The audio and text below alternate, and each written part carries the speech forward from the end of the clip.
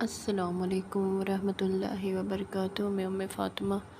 اللہ تعالیٰ کے فضل اور کرم سے اور آپ سب کی دعاؤں سے میں بالکل ٹھیک ہوں، اور اللہ تعالیٰ سے یہ دعا کرتی ہوں کہ اللہ تعالیٰ آپ سب کو بھی اپنی امان اور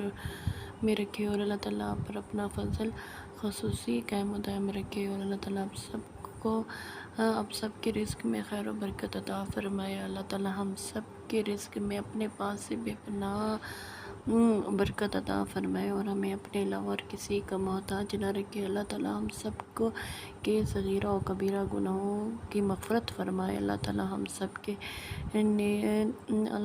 کے گناہوں کو معاف کرے، اور ہمیں نیکیوں کی ترغیب دے، اور ہم نیکیوں کی طرف مائل ہو جائیں، اور ہمیں 5 وقت کا نمازی بنائے، ہر خیر کے کاموں میں بڑھ چڑھ کر حصہ لینے والا بنایا۔ اللہ تعالیٰ ہم سب کو اس مشکل وقت کے میں صبر کا دامن تھامے رکھنے کی ہمت عطا فرمائے، اور اللہ تعالیٰ سے یہ دعا ہے کہ اللہ تعالیٰ اس مشکل وقت میں، جو اس مہنگائی کے دور میں ہمارا بھرم قائم و دائم رکھے، اللہ تعالیٰ ہم سب کے پردہ پوشی کرے، اور ہم سب کو اپنے پاس اتنا رزق عطا فرمائے کہ ہم اپنے رب کے علاوہ اور کسی کے آگے ہاتھ نہ پھیلا سکیں، اور کسی کے آگے نہ جھک سکیں۔ اللہ تعالیٰ ہماری اولادوں کو ہمارے لیے صدقہ جاریہ بنائے۔ اللہ تعالیٰ ہم سب کے وہ رشتہ دار جو اس دنیا سے چلے گئے ہیں، ہمارے جو قریبی رشتہ دار تھے، جو ہمارے دور کے رشتہ دار تھے، جو ہماری پوری امت مسلمہ میں سے جو لوگ اس دنیا سے گئے ہیں، ان کے اللہ تعالیٰ درجات بلند کرے، انہیں اپنے عرش کے سائے میں جگہ عطا فرمائے۔ اللہ تعالیٰ ہمارے جو رشتہ دار ہمارے ساتھ نہیں رہ رہے، اللہ تعالیٰ ان کی حفاظت فرمائے۔ اللہ تعالیٰ ہم سب کو نیک عمل کرنے کی توفیق عطا فرمائے۔ اس خوبصورت دعا کے ساتھ میں آپ سے گزارش کرتی ہوں کہ اگر آپ میرے چینل پر نئے ہیں تو اس کو سبسکرائب کریں، لائک کریں اور شیئر کریں۔ شیئر لازمی کیا کریں، جب بھی کوئی اچھی بات سننا کریں اس کو اپنے فیملی میں، اپنی فرینڈس کے ساتھ، اپنے جاننے والوں کے ساتھ شیئر کیا کریں۔ کبھی کبھی بندہ ایسا بھی ہوتا ہے کہ کسی اننون کے ساتھ بھی بیٹھا ہوتا ہے، تو وہ اگر باتوں میں کوئی ایسا بات چھڑ جاتی ہے جس سے آپ کو محسوس ہو کہ اس کو اس چیز کی ضرورت ہے، تو آپ ان کو بھی یہ عمل بتائیں، تاکہ آپ جب وہ یہ عمل کرے گا تو اس کا ثواب آپ کو بھی ملے گا۔ آگے اگر وہ کسی اور کو بتائیں گے تو آپ کو بھی اس کا اجر ملے گا، کیونکہ جو نیکی ہوتی ہے وہ ہمیشہ پھیلتی رہتی ہے۔ شر جو ہوتا ہے وہ تھوڑے عرصے کے لیے ہوتا ہے، لیکن اس کا خاتمہ ضرور ہوتا ہے، جبکہ نیکی نسل در نسل چلتی ہے۔ جب آپ ایک چیز، اچھی چیز ایک اور شخص میں، ایک اور نسل میں منتقل کرتے ہیں تو وہ نسل در نسل چلتی ہے۔ تو کوشش کیا کریں کہ نیکی کے کاموں میں بڑھ چڑھ کر حصہ لیا کریں، اور لوگوں کو اچھی تعلیمات سے نوازا کریں۔ جو تعلیم آپ کے پاس ہے، جو علم آپ کے پاس ہے، اگر آپ اسے اپنے پاس محدود رکھیں گے تو وہ صرف آپ کے پاس رہ جائے گا، اور اس کو لے کے آپ اس دنیا سے چلے جائیں گے۔ بہتر یہ ہے کہ جو علم آپ کے سینے میں دفن ہے اس کو آپ دوسروں تک بھی پہنچائیں، تاکہ دوسرے بھی اس سے فیض یاب ہو سکیں، اور جو بات آپ کو اچھی معلوم ہو، جو آپ اچھی بات سنیں، اچھی بات پڑھیں، آپ انہیں دوسروں کے ساتھ ضرور شیئر کیا کریں، تاکہ آپ کو بھی اس کے صدقہ خیر عطا فرمائے، اور اللہ تعالیٰ آپ کے بھی نیکیوں میں اضافہ فرمائے، اور آپ کو اور آپ کے اور ہمارے رزق میں بے پناہ اضافہ فرمائے۔ آج کل مہنگائی اتنی ہے کہ ہر دوسرے دن ایک چیز لو تو دوسرے دن اگر وہی چیز لی جائے تو وہ ڈبل ہو چکی ہوتی ہے، تو بندہ سر پکڑ کر بیٹھ جاتا ہے کہ بندہ کرے تو کرے کیا، اس مہنگائی کے دور میں کرے تو کرے کیا۔ بندہ گھر کے جو امور خانہ داری ہے وہ کیسے سر انجام ہو، جو خاتون خانہ ہوتی ہے وہ بھی اس بات سے بہت پریشان ہے کہ کمائی تو مرد حضرات کی وہیں پہ رکی ہوئی ہے، لیکن کچن کے اخراجات بڑھتے جا رہے ہیں، بچوں کے اخراجات بڑھتے جا رہے ہیں۔ اگر ہاتھ تنگ پڑ جاتا ہے اور بندہ پریشان ہو جاتا ہے، ڈپریشن میں چلا جاتا ہے، بہت زیادہ پریشانی کے حالات چل رہے ہیں۔ تو اس پریشانی کے دور میں یہ وظیفہ آپ کے لیے ایک چراغ کی مانند ہے، ایک یوں سمجھ لیں کہ آپ کے لیے ایک امید کی کرن ہے۔ اگر بہت زیادہ اگر آپ کی کمائی وہیں پہ رکی ہے اور اخراجات بہت بڑھ گئے ہیں تو آپ یہ تسبیح پڑھیں، انشاءاللہ تعالی اللہ تعالیٰ اپنے فضل سے، اپنے پاس سے آپ کے رزق میں بے پناہ برکت سخت ڈال دیں گے، کیونکہ اللہ تعالیٰ تو کسی کے محتاج نہیں ہے، ہم ہی اس کے محتاج ہیں۔ اللہ تعالیٰ ہمیں اپنے علاوہ اور کسی کا محتاج نہ رکھے۔ اللہ تعالیٰ سے یہ دعا کرتی ہوں کہ اللہ تعالیٰ ہم سب کے گناہوں کو معاف کرتے ہوئے ہمیں اس مہنگائی کے جنگل سے نجات دلائے۔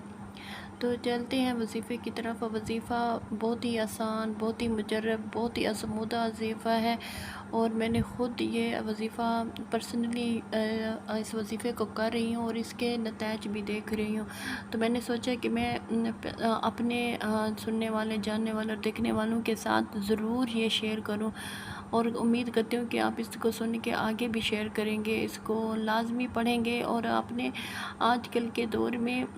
ضروری ہو گیا ہے، بہت زیادہ ضروری ہو گیا ہے کہ ہم اپنے گناہوں کی مغفرت کرتے ہوئے اپنے اللہ تعالیٰ کے بتائے ہوئے راستے پہ چلیں، یا نبی کے بتائے ہوئے راستے پہ چلیں، سنت رسول پر عمل کریں، اپنے فرض اور اپنے حقوق اور فرائض پورے کریں، اور انشاءاللہ تعالیٰ جب ہم اپنے پاس سے کوئی کوتاہی نہیں ہونے دیں گے، کیونکہ انسان شیطان کا پتلا ہے، میں جانتی ہوں، لیکن پھر بھی کوشش کرتی رہنا چاہیے، اپنے گناہوں پر استغفار کرتے رہنا چاہیے۔ روز کی ایک تسبیح آپ نے استغفار کی لازمی پڑھنی ہے، اگر زیادہ نہیں پڑھ سکتے تو لازمی ایک تسبیح تو پڑھ لیا کریں۔ تو وظیفہ یہ ہے کہ اپنے کیا کریں، اگر آپ کا ہاتھ تنگ ہے، آپ کی کمائی وہیں پہ رکی ہے، اور آپ کے اخراجات بڑھتے جا رہے ہیں، اور آپ بہت زیادہ پریشان ہیں کہ ہاتھ بہت تنگ ہے، مسائل ہیں کہ منہ کھولے کھڑے ہیں، خرچے ہیں تو منہ کھولے کھڑے ہیں، تو ان کو پورا کیسے کریں، تو آپ یہ کریں کہ سب سے پہلے تو نماز کی پابندی کریں۔ جب آپ نماز کی پابندی کریں گے تو سارے مسائل چٹکیوں میں حل ہوتے ہوئے نظر آئیں گے، اور دوسرا صبر کا دامن کبھی بھی ہاتھ سے نہ چھوٹنے دیا کریں، اور کیونکہ جب آپ صبر کا دامن ہاتھ سے چھوڑتے ہیں تو وہیں سے ہی شیطان کا وار شروع ہو جاتا ہے، کیونکہ وہ ناشکری پر آپ کو آمادہ کرتا ہے۔ تو ناشکری پن کا اظہار مت کیا کریں، اور صبر کا دامن ہاتھ سے نہ جانے دیا کریں، اور اللہ تعالیٰ سے جڑ جائیں، اللہ تعالیٰ کے نے جو احکامات بتائے ہیں ان سے جڑ جائیں۔ تو وظیفہ یہ ہے کہ آپ نے کیا کرنا ہے کہ عشاء کی نماز کے بعد وہیں پر بیٹھے بیٹھے آپ نے اول و آخر 11 بار درود شریف پڑھنا ہے، کوئی سا بھی درود ہو، چاہے وہ درود ابراہیمی ہو یا کوئی اور درود ہو، اس کو آپ نے 11 مرتبہ اول و آخر پڑھنا ہے، اور بیچ میں آپ نے 100 ٹائمز 100 مرتبہ آپ نے یا واسیو پڑھنا ہے۔ اول و آخر 11 مرتبہ درود پاک پڑھنے کے بعد آپ نے یا واسیو آپ نے 100 مرتبہ پڑھنا ہے۔ آپ نے یہ وظیفہ عشاء کی نماز کے بعد پڑھنا ہے، اور اللہ تعالیٰ سے اپنے گناہوں پر نادم اور شرمندہ ہو کر اپنی عاجزی اور انکساری ظاہر کرتے ہوئے اللہ تعالیٰ سے یہ دعا کرنی ہے کہ یا اللہ، ہم تیرے علاوہ اور کسی کے محتاج نہیں بننا چاہتے، ہم تیرے علاوہ اور کسی کے در پر نہیں جھکنا چاہتے، یا اللہ ہمارے مسائل تو یہ ہیں، ہم کسی کے سامنے ذکر بھی نہیں کر سکتے، کیونکہ ہم ایسے سفید پوش لوگ ہیں، تو ہم کسی کے آگے ہاتھ بھی نہیں پھیلا سکتے، تو ہی ہماری پردہ پوشی کرتے ہوئے ہمارے رزق میں برکت عطا فرما دے میرے مولا۔ اور جب آپ اس طرح کی عاجزی اور انکساری کا اظہار کرتے ہیں تو میرے رب کو آپ کی یہ ادا بہت پسند آتی ہے، اور وہ اپنے پاس سے اپنے فرشتوں کو حکم دیتا ہے کہ اس کے رزق کو بڑھا دیا جائے، اس کی پریشانیوں کو دور کر دیا جائے، اس کے درجہ، اس کے جو نیک اعمال ہیں ان میں اضافہ کر دیا جائے، اس کی عبادتوں کو قبول کر لیا جائے۔ تو اللہ تعالیٰ کو تو ہماری عبادتیں ہی چاہیے، ہماری ریاستیں ہی چاہیے، کیونکہ بندہ تو محتاج ہے لیکن اللہ تو محتاج نہیں ہے نا۔ تو اللہ تعالیٰ سے آپ نے گڑ گڑا کر اپنی گناہوں کی بخشش طلب کرنی ہے۔ جب گناہ معاف ہو جاتے ہیں تو اللہ تعالیٰ سارے کام بخیر خوبی سر انجام دے دیتے ہیں۔ اللہ تعالیٰ کو توبہ بہت پسند ہے، جب گڑ گڑاتے ہوئے اپنے گناہوں پر نادم اور شرمندہ ہو کر توبہ کیا کریں، اور اللہ تعالیٰ سے اپنے خیر و برکت کی دعا کیا کریں۔ اللہ تعالیٰ اپنے پاس سے انشاءاللہ تعالیٰ آپ کو اللہ تعالیٰ ضرور نوازے گا۔ آپ اپنے ساتھ ساتھ پوری امت مسلمہ کے لیے دعا کیا کریں، دوسروں کے حق میں جو مانگتے ہیں دعا، ان کے اپنے حق میں ہوتی ہے قبول دعا۔ تو اپنے لیے، اپنے ساتھ ساتھ اپنے پوری امت مسلمہ کے لیے دعا کیا کریں، کیا پتہ کسی آپ کے منہ سے نکلی ہوئی دعا کسی کے حق میں پوری ہو جائے۔ تو آپ نے لازمی دوسروں کے حق میں دعا کرنی ہے، میرے حق میں بھی دعا کرنے کہ اللہ تعالیٰ مجھے بھی اپنے پاس پہ اپنا رزق عطا فرمائے، آمین۔ جزاک اللہ خیر، السلام علیکم۔